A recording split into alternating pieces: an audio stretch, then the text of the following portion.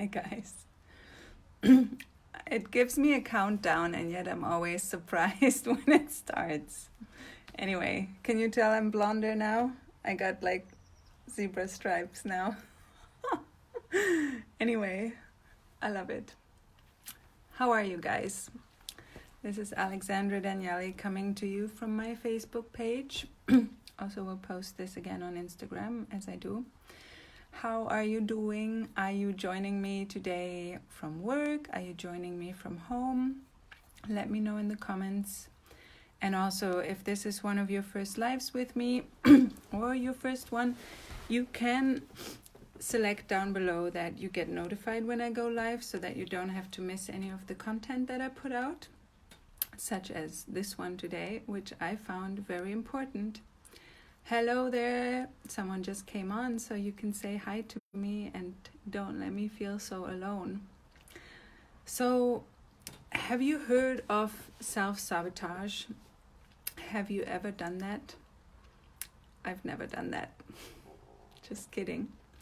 Obviously, there's a lot of things that go into self-sabotage, like,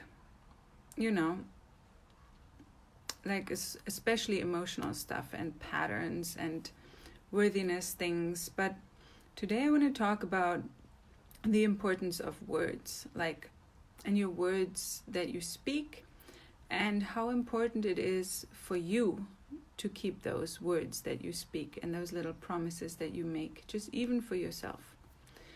And there's different kinds of people. Some people, they promise the world. I've had a bunch of old bosses like this. They would always say, I'm going to do this, I'm going to do that.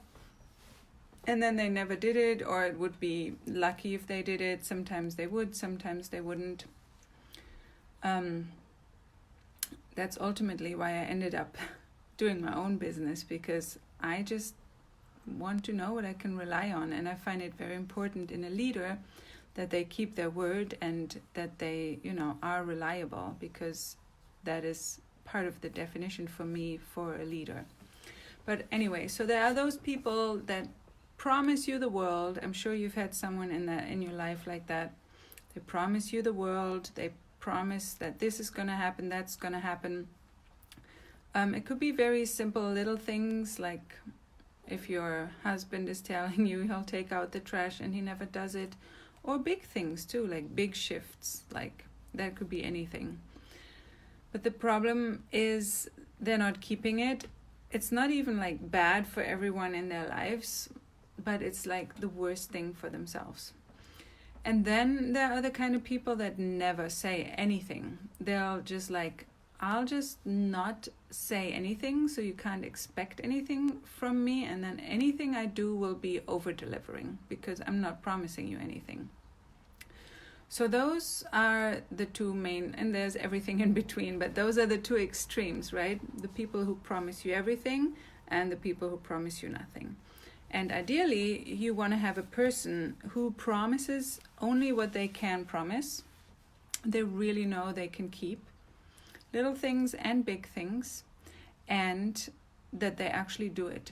So you can refer to it, for example, as being your word. It's not like you live your word or you walk your talk, you are your word. So your word and what you say is actually worth more than a notarized signature, from court or whatever.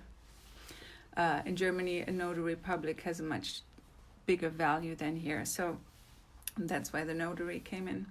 But yeah, so that you are actually practicing what you're preaching, you are keeping your word. And this is also especially important for children, so that they feel safe with you. And guess who it is most important for?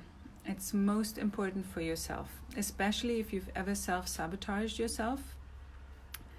You can go back and start tracking if you are actually keeping your word to yourself. So you might say, even to yourself, I'm going to do this or that, look on the calendar, and then I'll do it Tuesday. And then come Tuesday, you're like, nah, I'm not going to do it. And you're not even putting it to a different time. You're just And why this is so bad for yourself is because it trains your brain not to believe you anymore. And this is a part of where self-sabotage comes in. So if you keep saying things, even to others too, and you're not keeping them, your brain knows that what you say isn't going to work. So then you may have a goal in the future and you might actually want something, but your brain is then going to be a hindrance to it because you've trained it to not believe the words that you say and take them as a direction. It's just a suggestion at this point.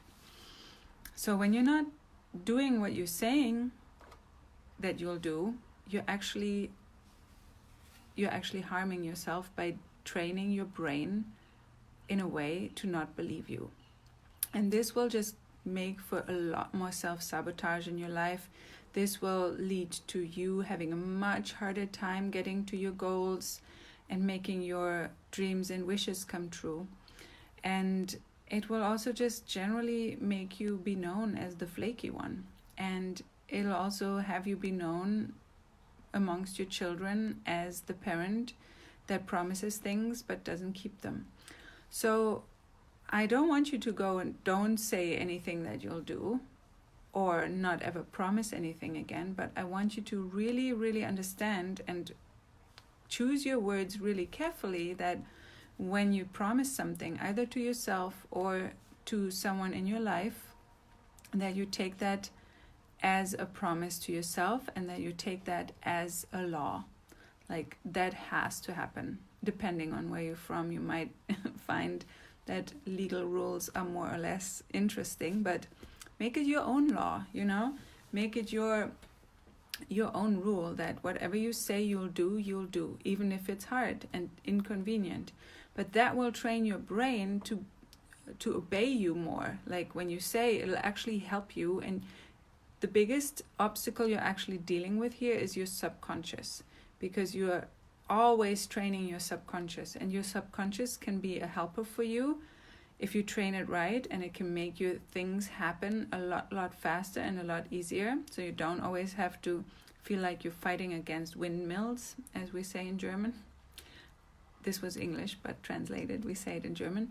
But your subconscious, when you train it right, it can help you achieve your goals and everything a lot faster. So taking your promises to yourself and the things you do say that you'll do very, very seriously is a wonderful way of training your subconscious to be on your side and to push for you and not against you. And there are many other beautiful benefits to that too, which I already mentioned. But yeah, I just thought this was interesting, and I needed a break from creating my next workshop on my PowerPoint, which I'm almost done with, but my attention span was getting a little low. So then I thought this would be a great idea to just share with you, because that came through in meditation this morning. All right, you guys, that's it for today, or for now. Who knows what'll happen later if I have something else that wants to be shared. Let me know what you think. Are you keeping your promises to yourself? Are you doing what you say you'll be doing? You can comment below, and if you find this video helpful, please give it a like or a love or a comment of hello, and let me know what exactly you find helpful. I am very curious about what you think about this subject, because it's such a great one to ponder. All right, that's it from me for now. I hope you're having an awesome day, and we'll talk soon. Bye.